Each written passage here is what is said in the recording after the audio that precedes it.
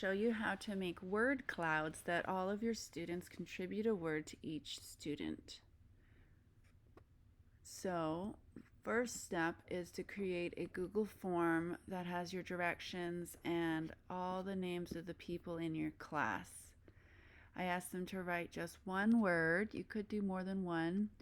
And if it's a kind of a double word like this one, then you have to put in a little wiggly line in between, and that will hold it together. Once all your students are done with that, it will make a sheets for you, and you will have all of their words all in one place. So far I've gotten this far. I select this and I copy all the way up, even through the name. Control C, and then go to a word cloud generator. I happen to like wordclouds.com. Go to word list, and these are words from the last student I did, but go over here to paste/type dialog and Control V and copy that in. Then I copy the student's name several times so that it will be bigger than the rest of the words. Check your word list for spelling, and you might want to make edits. They might have forgotten to put in the squiggly line.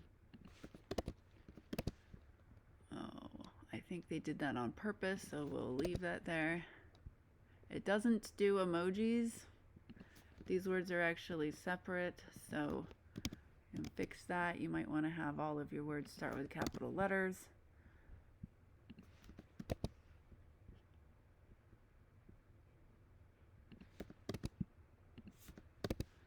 And you might feel like you want to put in some of your own words, so you can just pull up some positive character traits and add some more words in.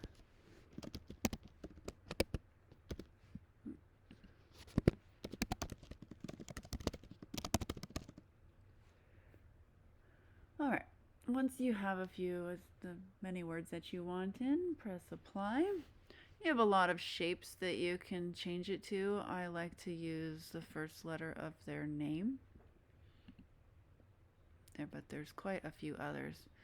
In order for it to have the background of the R or the whatever letter it is, you need to click on the mask. Oftentimes there's some words aren't showing, and it will tell us over here if I made it too big. It will say one word not drawn, so you can move that around however you need. You can also change all the colors. There's lots of different themes you can do. I picked one actually, and then I changed a couple of the colors. As you can just click on these and choose some other colors that you might like to have in it. Let's see, we don't have a nice, how about that one? Imply. You can change the directions of all of the shapes. There's just a lot of options in here. I wanted to kind of fill up the whole thing.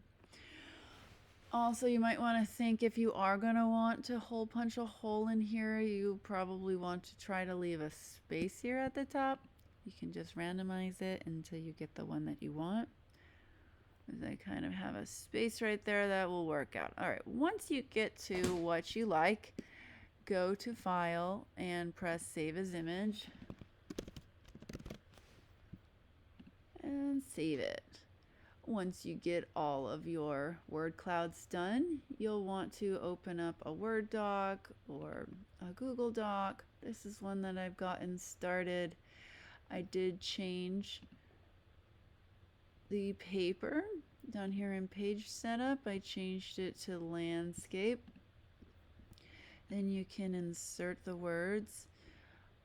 Upload from computer. They're all in your downloads unless you saved it somewhere else. Looks like I'm on the B one.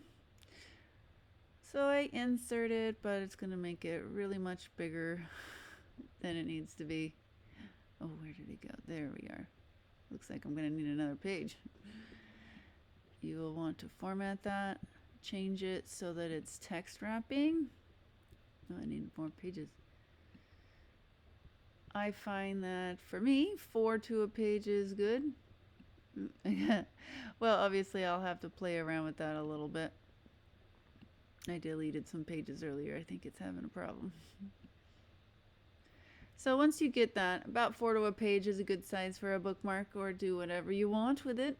Then you can print this out onto colored paper or on a cardstock and laminate, punch a hole in it, put a string through it, and you've got yourself a bookmark. Or do whatever else you want. Maybe you want to do a magnet or anything else. All right. Thank you.